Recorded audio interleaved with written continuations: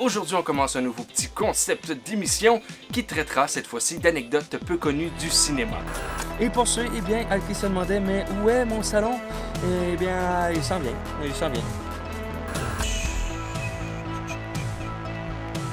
M'énerve. C'est toujours un plaisir de parler des dangereux.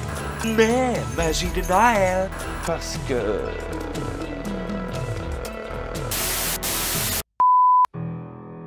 « 50 APCDC, 50 vidéos des anecdotes peu connues du cinéma, c'est 660 minutes de pur bonheur sur la culture cinématographique mondiale. 11 heures non-stop de faits parfois incroyables sur ce médium, plus de 500 pages écrites, des centaines d'heures de recherche et des milliers d'heures de montage.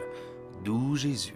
Les APCDC ont été pour moi une merveilleuse occasion de me mettre à l'aise face à la caméra, certes, mais aussi, en fait, de me conforter à l'idée que dans chaque petit détail, il peut se cacher une très grosse histoire.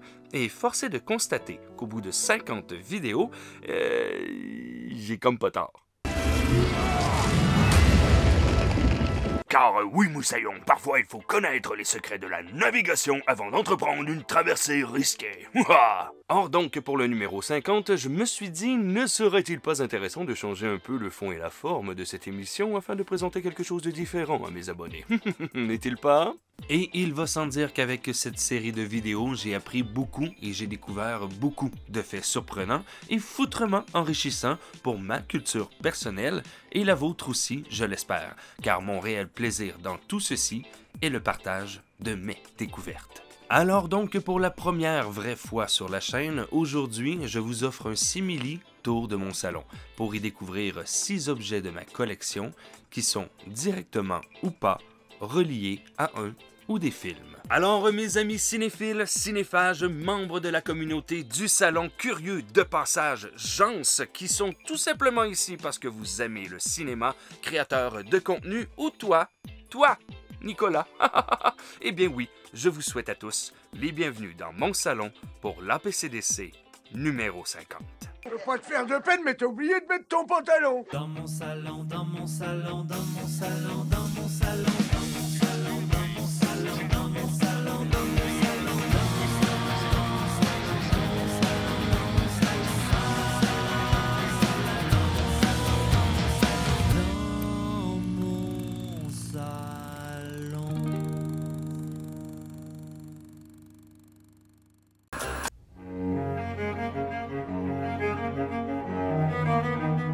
Vous l'aurez compris au fil des années dans mon salon, j'adore les vieilles choses qui me remémorent mon enfance, et les VHS font partie de ces objets.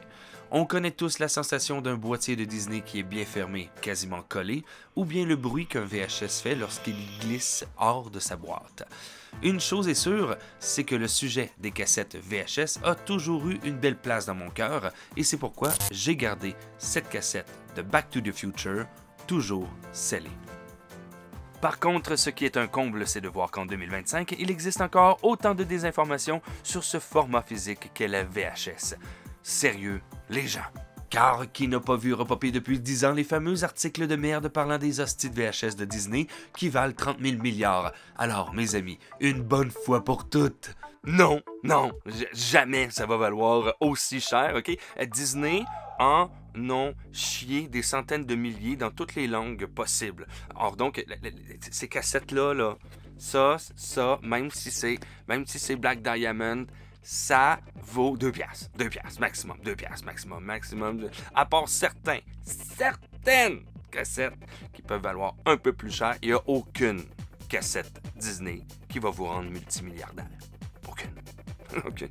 Bref, mes amis, si vous voulez vraiment parler de vente record des VHS, eh bien, on pourrait parler de la vente record de VHS qui vient de se faire dernièrement. C'est une VHS de Star Wars. Je pense que c'est 115 000 $ la VHS. Sérieusement. Mais, bon, si on veut rester collé dans le thème de la vidéo, eh bien, on va parler un peu de Back to the Future. Et on va remonter en 2022. Je sais, c'est un petit peu décevant. Pour une vente aux enchères qui a décollé. Je ne vous ferai pas languir avec le prix. L'acheteur a acheté une VHS de Back to the Future, 75 000 $, mes amis, mais ce n'était pas une simple cassette comme vous et moi avons. Non. Tout d'abord, elle était scellée. dans son emballage d'origine, y compris avec le filigrane blanc MCA Home Video. Ensuite, cette copie spécifique du film a été vendue aux enchères par son propriétaire d'origine, l'acteur Tom Wilson, dit Biff Tannen. Et là, vous vous dites, ouais, c'est cool, mais il n'y a pas juste ça. Il s'agit d'une cassette VHS de la première sortie de Back to the Future que le studio eux-mêmes lui avait envoyée à l'époque et elle était accompagnée d'une note signée de Wilson ainsi que d'une photo de lui la tenant avec des gants blancs en tissu en tenant aussi un cornichon. Je comprends pas. Et pourquoi un pickle? J'aimerais bien qu'on m'explique étant donné que c'est pas ça l'insulte qui dit, même en anglais, chicken! Je comprends pas. Or donc, nous avons une VHS officielle envoyée par le studio à un acteur principal du film, VHS toujours emballé avec son filigrane du studio après 36 ans et c'est accompagné d'un petit mot ainsi que d'une photo de l'acteur. Là, ça vaut relativement la peine là, de la mettre en enchère, puis de pouvoir la vendre, puis peut-être qu'éventuellement tu vas trouver un acheteur qui va vouloir surenchérir et atteindre un bon montant, genre 75 000 $. Mais pas avec les cassettes VHS Disney. Non, gars, j'en ai plein ici. Je suis riche, c'est ça? Hey! Ce sera pas long, ok? Je cherche une Black Diamond, m'en trouver une. Hey, pourquoi je sais pas mes Black Diamond? Qu'est-ce? Les gars, mes Black Diamond! Et pas mes Black Diamond! Hey! Hey! I hate this place. J'aime beaucoup la monnaie, mais pas la monnaie pour avoir tous les 1$ belges produits depuis 1919, non. J'aime les belles pièces, les beaux coins, autant les petites, les moyennes que les géantes, et parfois même, oui, les médailles. Il existe un concept promotionnel peu vu de nos jours, mais parfois utilisé pour les premières de films. La fabrication de monnaie, de jetons ou de médailles. Et c'est souvent pensé pour rajouter du collector à une production. Sauf que dans ce cas-ci, eh bien, malheureusement, c'est pas une petite pièce, c'est une pièce d'importance. Premièrement, on peut parler du choix visuel de ce que représente la médaille, c'est-à-dire Hugo Weaving, dit l'agent Smith, qui reçoit le punch d'en face monumental de Neo dans Matrix Revolution. Matrix Revolution, qui, je vous le remémore, est un film d'action de science-fiction américain de 2003, et c'est le troisième volet de la trilogie Matrix, sorti 6 mois après Matrix Reload. Et donc, pour la promotion de la première du film, un certain nombre de médailles a été coulé afin de les disperser un peu partout en Amérique du Nord pour les premières de différentes villes. Comment ont-elles été données? Était-ce des tirages? Était-ce des prix de présence? Était-ce relié à une compagnie qui a financé tout ceci? Je ne sais point. Aucune idée. Mais ça existe. C'est présent. Ce que je sais cependant, c'est que la seule et unique autre médaille que j'ai trouvée sur les internets est différente de la mienne. Elle a en son dos, oui, la phrase « Tout ce qui a un commencement a une fin », mais surtout la date et l'endroit de la première à laquelle la médaille est associée qui était gravée. Au contraire de la mienne, qui n'a pas de date ni d'endroit. Mesurant 7 cm de diamètre et 1 cm d'épaisseur pour un poids total de 1,6 livres, oui, échappe-toi la pas sur le petit orteil. Et avec ce poids, eh bien, on se doute que nous avons ici du bronze avec une platine au lithium. Et la chose qui est la plus particulière avec cette médaille, c'est qu'elle a son penchant, mais en buste.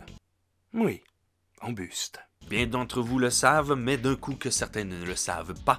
Pour parfaire les images de synthèse, parfois, Hollywood a besoin de sculpteurs pour sculpter les choses qu'ils veulent scanner en 3D pour les intégrer au film. C'est ce qui s'est passé avec ce buste. Il a été fait en argile pour numériser la tête de l'agent Smith recevant le Super Punch de Neo. Cependant, face au résultat particulier et très bien fait, le producteur Joel Silver ainsi que les membres de l'équipe ont capoté et ont décidé d'en faire des moulages.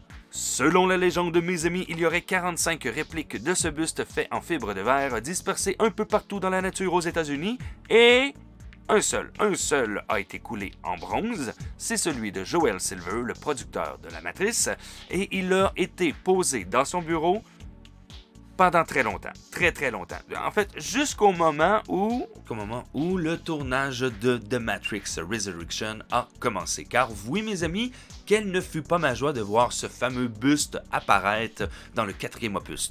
Buste bien présent dans le nouveau bureau de l'agent Smith, ni plus ni moins. Ceci est juste génial. Fait que c'est ça, hein, pour l'instant, c'est moi le propriétaire de cette fabuleuse merveillosité matrixienne et je n'ai strictement aucune idée de sa valeur monétaire.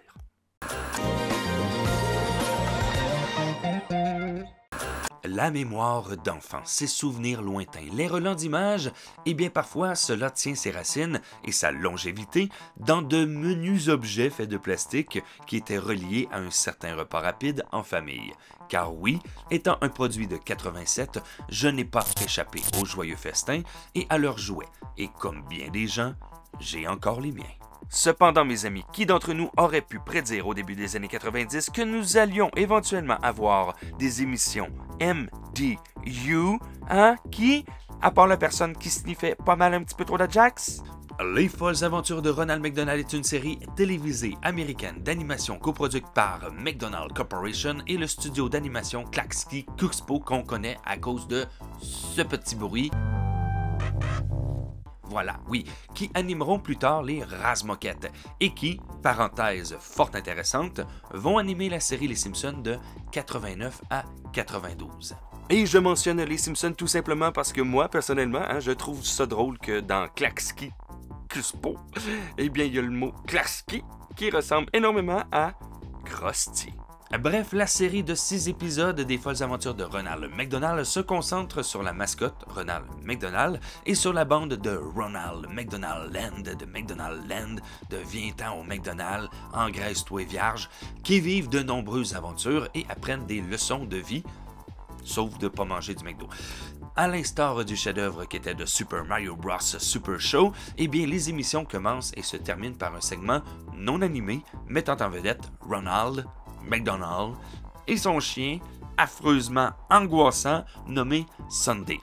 D'après moi, c'est pas toi qui manges Sunday, c'est Sunday qui veut te manger. Ticks. I don't like ticks and fleas.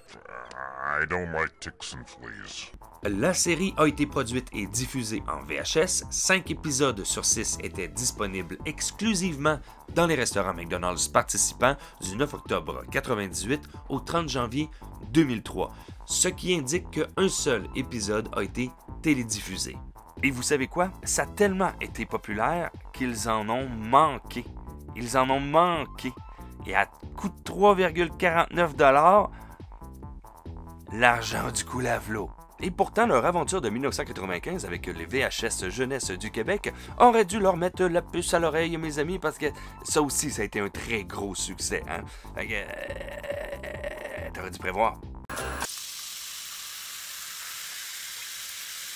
Si je vous dis Pepsi et que je rajoute mascotte, les plus vieux de la vieille vont me dire non, 7-Up, mascotte, Fido, Dido. Je me souviens parfaitement de ses publicités et de toutes les marchandises à son effigie. Macarons, collants, pins, t-shirts, name it. Très fort en publicité qu'était Pepsi, étant petit, je suis devenu un grand fan de Fido Dido, aussi bien que j'ai gardé ma figurine dans son emballage original. En 83, Sue Rose griffonne le personnage sur le coin du napkin. En 85, son amie Joanna Ferrone décide, elle, prends ton personnage, puis on le met sur des t-shirts, puis on essaie de vendre ça.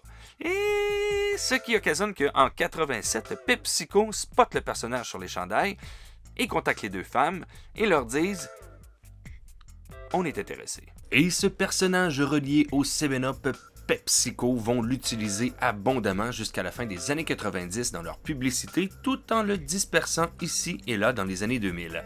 Et avouons-le, Pepsi a toujours été fort en pub. Et tellement fort, en fait, que Fido Dido va être littéralement adopté par tout le monde. Parents, enfants, chiens, chats, voilà.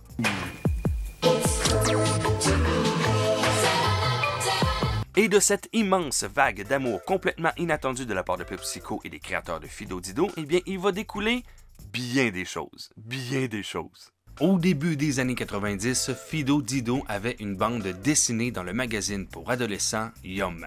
Dans les mêmes temps, la CBS a donné les bumpers d'émissions les samedis matins et dimanches matins à PepsiCo afin qu'ils animent Fido Dido et toute sa bande d'amis de la bande dessinée. Entre 1990 et 1993, les enfants vont être accompagnés par Fido Dido. Pour ceux qui ne connaissent pas le terme bumpers, eh bien les bumpers sont en fait les petites animations entre les émissions et les annonces qui indiquaient que le programme allait être de retour après les annonces. Pee-wee will return after these messages. Sachez que bien des gens auraient voulu voir une série animée officielle Fido Dido débarquer dans leurs écrans. Malheureusement, ça ne s'est jamais passé. Non, ça n'existe pas. Tant et aussi bien qu'il y a un fandom qui ont décidé d'en créer un. Hein? Ça se serait passé entre 92 et 93 sous la CBS et ce se serait nommé The World of Fido Dido. Malheureusement, c'est dans une autre ligne temporelle, ça n'existe pas. Mais ils ont quand même créé un faux générique qui vaut la peine. Et ce n'est pas pour rien que les fans ont été si insistants pendant un certain temps, car de la BD de Fido Dido va découler une autre BD qui sera plus connue au point d'être adaptée en série animée sous Disney Animation, j'ai nommé Pepper Ann.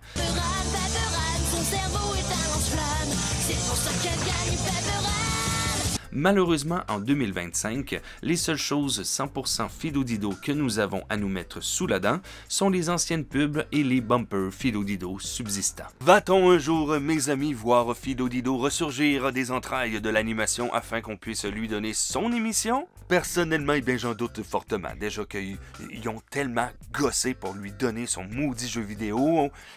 Pense pas là, qu'il se replonge là-dedans. Là. Par contre, une chose qui ne fait pas de doute, c'est le caméo de Fido Dido dans le court-métrage Logorama réalisé par Ludovic Houplin en 2009. Aucun doute là-dessus, c'est bel et bien lui, mais il ne méritait clairement pas de se faire bumper autant que ça.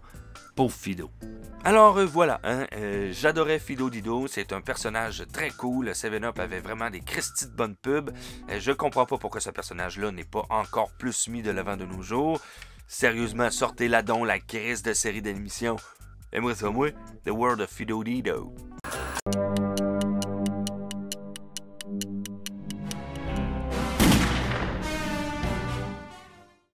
Au vu et au su de ma toute petite collection personnelle, il est clair que j'aime les objets particuliers, ces objets qui ont un aura, le petit quelque chose de plus, ces objets beaux, simples, efficaces et qui ont de la gueule, une personnalité. J'aime les trucs uniques et logiques. Or donc, je suis tombé amoureux de ces jumelles compactes d'opéra au premier regard. Et vu la classe qu'elles ont, je ne suis pas surpris qu'elles aient aussi plu à nul autre que James Bond. Et c'est ce cher Timothy Dalton qui aura la chance d'avoir ces fabuleuses lunettes Stay Classy. Stay classy! Oh que oui, dans le film The Living Daylight de John Glenn sorti en 1987. Bien qu'elles ne soient pas les vedettes du film, ces petites jumelles sont non seulement très cool, mais elles sont aussi à propos dans le film, car la scène dans laquelle elles figurent se déroule dans une salle d'opéra, mes amis. Et ces jumelles sont ni plus ni moins que des jumelles d'opéra. Petit modèle bien populaire qui a été fabriqué par bien des compagnies, et bien pour le film de James Bond, ici c'est la compagnie Tasco. Alors que les miennes, ce sont des Luminous. Encore plus classe. You stay classy, San Diego. Il est à noter que dans le film, notre coquin de James Bond tient les lunettes à l'envers, même si ça n'a pas vraiment d'importance pour le fonctionnement des lunettes. Hein? Voilà. Le logo Tasco, lui, par contre, se retrouve à l'envers, et la bague de mise au point aussi, ce qui n'est pas vraiment idéal. Pour sa part, eh bien, le modèle Luminous, sa bague de mise au point est faite pour être accessible des deux côtés. Et c'est comme ça, tu peux les mettre à l'envers. Et il y a quelques années, quelle ne fut pas ma surprise, mes amis, de voir ce petit modèle du passé ressurgir, oui, pour m'accompagner dans une série que j'ai adorée et que je vous recommande fortement, c'est-à-dire Fringe. C'est dans la saison 1, épisode 4 The Arrival que nous rencontrons un observateur qui observe de loin le présent de notre univers grâce à ses jumelles. Si on compare aux miennes, il s'agit du même modèle de jumelles pliantes vintage utilisé par l'observateur, mais pas de la même marque, tout comme James Bond. Il est à noter que les siennes disposent de fonctions de zoom de haute technologie et de superposition de données lors de la visualisation à travers les oculaires, chose que les miennes n'ont pas. Évidemment. Et en tant qu'amateur et petit collectionneur d'objets bien particuliers, eh bien oui, je ne vous dis pas ma joie, ça, mes amis, lorsque j'ai découvert la présence de ce fameux modèle dans The Living Daylight et, oui, dans Fringe. Oui, j'étais bien content. Ça m'en prend pas gros là, pour me mettre heureux. Là. Aïe, il y a un crayon dans le film, moi aussi j'ai un crayon. Les dessins animés des années 80 et 90 étaient remplis d'idées, de concepts et d'innovations autant sur les scénarios que sur les protagonistes et leurs némésis. Le plus beau dans la création, c'est lorsque la magie opère entre deux personnages, créant à la fois une très belle histoire de jouets. Quand le plus grand imbécile de tous les inspecteurs du monde réussit à trouver son antagoniste par excellence, eh bien, on laisse pas tomber, non. I will get you next time. Next time. Le Dr. Claw, ou le Dr. Mad au Québec, je vais l'appeler le Dr. Mad, d'accord, est un méchant qui, au niveau conceptuel, a marqué beaucoup d'enfants. Toujours de dos, les mains gantelées de métal, les poignets bracelés et dorés de pointe, toujours assis sur sa chaise, toujours avec matcha, on le voit jamais, on ne voit pas son visage, jamais. Et oui, pour les plus vieux, effectivement, le Dr. Mad pourrait être le penchant animé de Blofeld. All that you say could be true. Le premier vrai grand méchant dans les premiers James Bond. En fait, je vous garantis que Dr. Mad il est clairement inspiré de ça. Le Dr. Mad, qui a toujours l'intention de faire tout ce qu'il peut pour s'enrichir ou dominer le monde, mais on le sait, hein, ses plans ont tendance à se retourner constamment contre lui lorsque Gadget, Sophie ou bien le petit chien Dino interfèrent avec ses plans. Mais souvent, c'est pas mal plus Sophie qui est la brain. Vite, par là, Fino! Va jeter la bombe dans la piscine! Inspecteur Gadget a été dans le top des dessins animés préférés des enfants de 1983 à, je vous dirais, 1999. L'arrivée du premier live-action qui, malgré un casting A1, a été un échec total et je crois que c'est à cause de la Gadget Mobile. Elle est dégueulasse.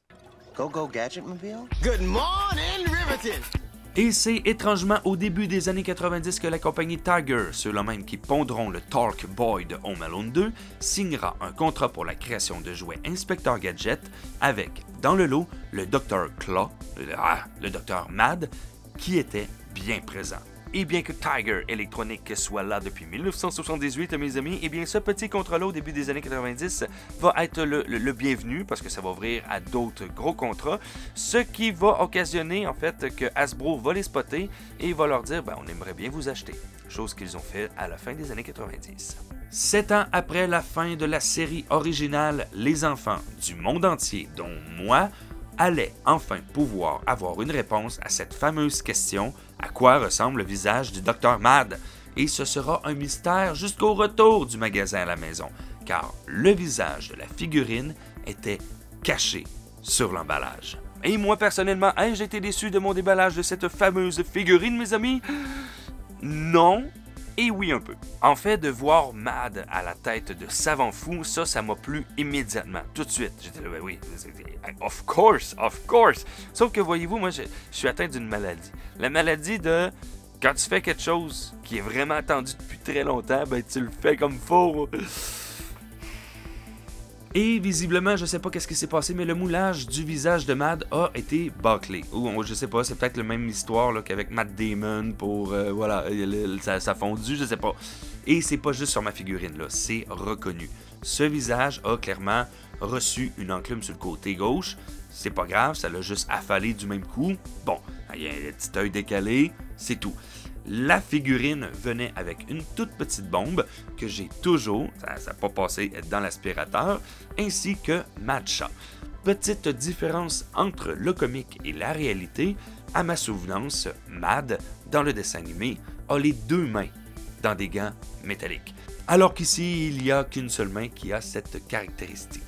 Il va sans dire que pour moi, petit gars qui avait tellement écouté Inspecteur Gadget, je vous garantis que ce moment, d'arriver chez nous, de pouvoir ouvrir la fameuse boîte et d'y ôter son asti de collet pour d'y voir la face, je l'attendais et je me souviens de ce moment. Je me souviens que j'ai joué énormément avec ces deux figurines-là et c'est clairement un exemple de souvenir tangible qui me reste de ma jeunesse et que je peux associer avec un objet parce que je l'ai gardé. Et ça, pour moi, c'est un petit trésor. Et vous, dans votre salon, est-ce que vous en avez des petits bouts de votre passé? Et oui, amis cinéphiles, amis cinéphages, membres de la communauté du salon, c'est bel et bien tout pour ce nouvel APCDC. le 50e et j'ose espérer que tout ceci vous a plu et que ça vous a comme un peu rassasié niveau fin pour les APCDC. Je sais, les débuts d'année, c'est toujours un petit peu long avant que j'en ponde une, tout simplement parce que je fais des recherches, je trouve plein de sujets, puis ben en fait, là, j'ai comme les 3 ou 4 prochains APCDC, là, les sujets sont déjà trouvés. Ha!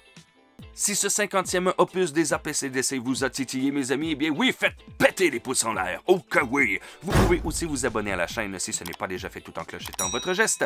Vous pouvez, oh que oui, partager cette vidéo afin qu'on atteigne la somme astronomique de 420 milliards de vues. Et ensuite, ce que je pourrais vous dire, c'est... Commentaires les amis, oui. Inscrivez-moi si vous avez des petits bouts de souvenirs que vous avez gardés avec vous, dans votre salon, dans votre chambre, dans une boîte.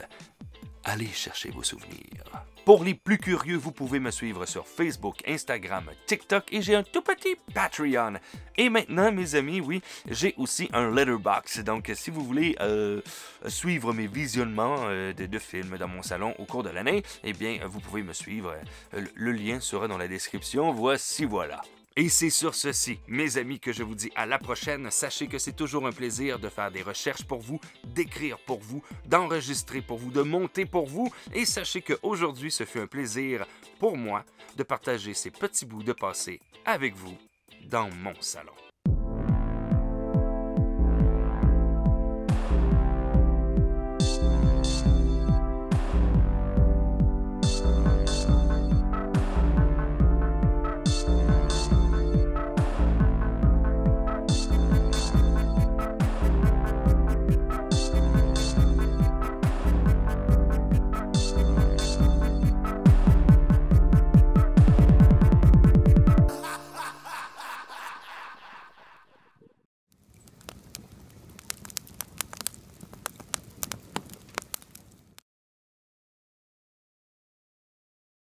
Curiosité, car j'ai dû me situer de me mettre certes face à l'aise, la face à l'aise, Simonac.